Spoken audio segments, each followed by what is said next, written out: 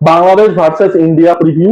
সত্যি কথা বলতে বাংলাদেশ ক্রিকেট নিয়ে কথা বলাটা অনেকটা ফোর প্লে ছাড়া সিক্স করার মতো, জিনিসটা না এক্সাইটিং না স্যাটিসফাইং।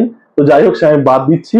ইন্ডিয়ার ম্যাচগুলো দুবাইতে হবে এবং দুবাইয়ে কিন্তু বল টার্ন নেবে এবং সেকেন্ডে ব্যাট করার সময় কিন্তু ডিউ ফ্যাক্টরটা চলে আসবে এবং ভারত যদি টসে জেতে ভারত কিন্তু ফিল্ডিংই করবে, সেকেন্ডে ব্যাট করবে এবং ভারত সম্ভবত তিনটে স্পিনার খেলাবে, আকসার প্যাটেল, জাদেজা আর কুলদীপ যাদব।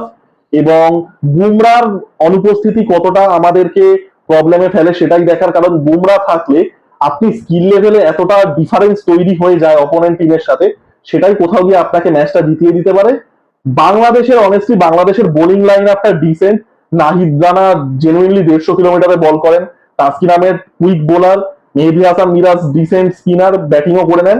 বাট বাংলাদেশের ব্যাটিং কিন্তু জঘন্য, মানে এক সৌম্য সরকার আর এক মাহমুদুল্লাহ সালা সেই কবে থেকে খেলছে, আমি যখন কোন ছোটবেলায়। তা বাদ দিয়ে কিন্তু মানে পাকিস্তান বলছি, পাকিস্তানই কাইন্ড অফ পূর্ব পাকিস্তান, বাংলাদেশের কোনো ব্যাটিং কিন্তু নেই।